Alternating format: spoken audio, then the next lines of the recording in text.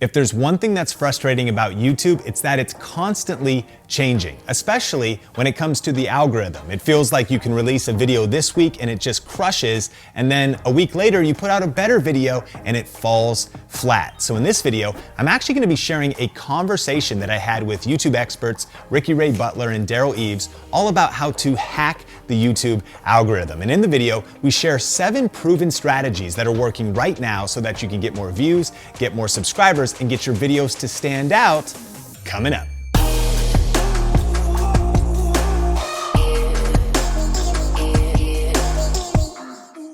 So what are some other secrets of growing on YouTube? Yeah.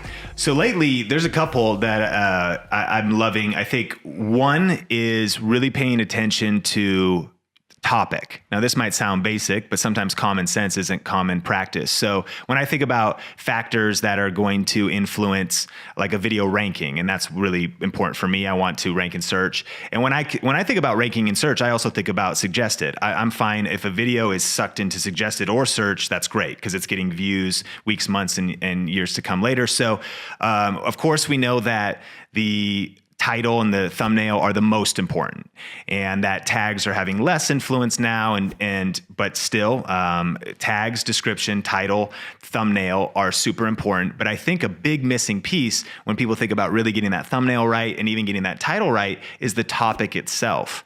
And so what I've been learning the most from studying YouTube Studio Beta is like, if I literally put out the best thumbnail, like around the world, we could all just stand like in an art gallery. Like, my gosh, there could be no better thumbnail. And even a title, like, I can't even believe he packed in that much, what a headline, what a title. There's keywords in there, but it speaks to humans.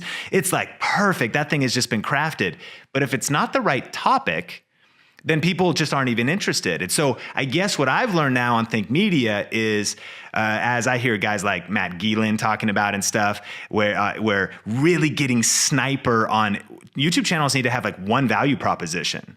And that sometimes the algorithm, like you throw a thing out there, because I'll talk about some random stuff, it's still my channel. So I know camera videos really perform well. But the other day, I did the DJI remote. It was so obscure that it just didn't perform that. It was the topic itself. Like, who is really that interested in the DJI remote? But then it kind of, the views didn't perform. Of course, it wasn't there. And you don't want to do that too many times in a row. Like, you want to be putting out those topics. So I really think when it comes to topic, here's some tips. Like, what's trending? Like, what is in the zeitgeist, the mentality of your industry? That's the thing you need to be talking about. So like, are you talking about topics where even if you don't put the best thumbnail out and the best title, but you put out the right topic at the right time, it could be a game changer for you, because you're talking about right now, Peak Design is doing that new tripod. And of course, when you see like Peter drop it, and then my friend Atola Visuals dropped, about this new Peak Design tripod, it starts kind of going viral. We saw the Switch Pod or whatever, like, and other people can jump on that. When the Switch Pod came out, like I was, Pat was pumped that I talked about it, and I would, was super pumped to talk about it as well. But I actually realized I probably got more benefit out of the deal than maybe even Pat did. Why? Because when Peter put it out, the suggested videos of being in that conversation. So thinking about topics, what's trending in your industry, what should you be talking about, but also what do your subscribers want to see? Because that's probably that distribution to your subscribers for established channels is something I'm really trying to craft and figure out. Thinking, what is it they'll click through on, right? And I know just to kind of break down my understanding of how it works, right now, YouTube is giving that distribution just to a few of your subscribers, whether they like it or not, whether they click through on that or not. So again, they're going to click through. They already know me. If the thumbnail is mediocre, they're going to click through if it's the right topic.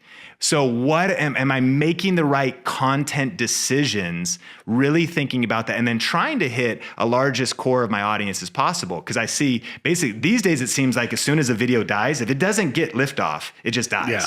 So knowing that it's that topic that's going to hit, and once it gets liftoff, then I've seen it even spike higher than that through the algorithm. Hey, if you're getting value out of this video so far, can you smash the like button? All right, let's jump back into the content. Am I making the right content decisions, really thinking about that, and then trying to hit a largest core of my audience as possible? Because I see basically these days it seems like as soon as a video dies, if it doesn't get liftoff, it just dies. Yeah. So knowing that it's that topic that's going to hit, and once it gets liftoff, then I've seen it even spike higher than that through the algorithm? Well, and it really depends. Like you made mention, what's going to be most appealing to my core audience. And a lot of creators think that way, and that's how they're creating content. And I think that works to a degree. It just depends on the type of channel that you're actually, the type of content you're creating. But the reality is, it's like when you really want to get tactical, it's like, okay, what's my core audience? But what's going to bring in and attract a new audience coming in? Because if you just take care of your core audience will come and go. And that's where I see a lot of channels plateau. I see a lot of channels lose subscribers, and they also lose the view and visibility of what they could have because they're not taking care of the emerging market and the other people that are watching. And so you have to have different balances. So they have to branch out then. Exactly. What do we do? Was it Matt Pat we had on that was talking about that in depth? That he makes like 4 different types of videos or something like that. Yeah, one for subscriptions, one for views, one for engagement. What on our channel do we need more of? And like, what are the videos that are gonna help us get there, right? And so we try in our programming calendars to find a proper cadence of this is a subscriber building episode that's going to get wider dissemination, get people excited about covering a trending topic or something that's very relevant, that we then do a very strong call to subscribe at the end. So that's where it starts. So like you have your subscriber building episodes, you have your our monetization episodes where it's like, hey, this is a video that's just going to monetize better than other videos in our repertoire because it has more searchable key phrases. It has something that is it's building on the hype of something that's that's hot awesome right now, and that we know there are big marketing dollars behind.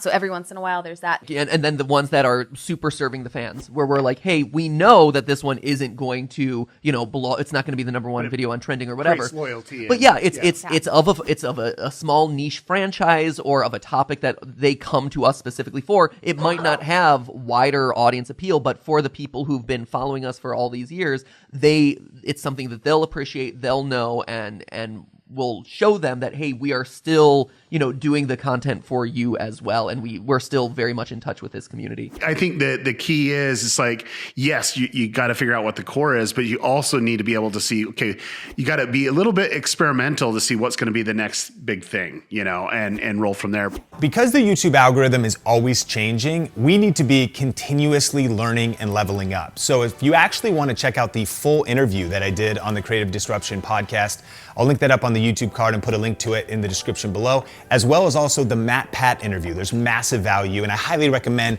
subscribing to the Creative Disruption podcast with Daryl Eves and Ricky Ray Butler. Incredible, valuable conversations that will help you go further, faster in your business and your brand. Question of the day. What have you noticed when it comes to the YouTube algorithm for you lately? Have you been struggling and seeing your views go down, or have you been actually seeing consistency, or maybe things are going up for you? I'd love to hear your experience in the comment section below. And remember that some of the best tips and insights come from you, the Think Media community. So definitely connect with everybody in the comment section, and I will see you in the next video.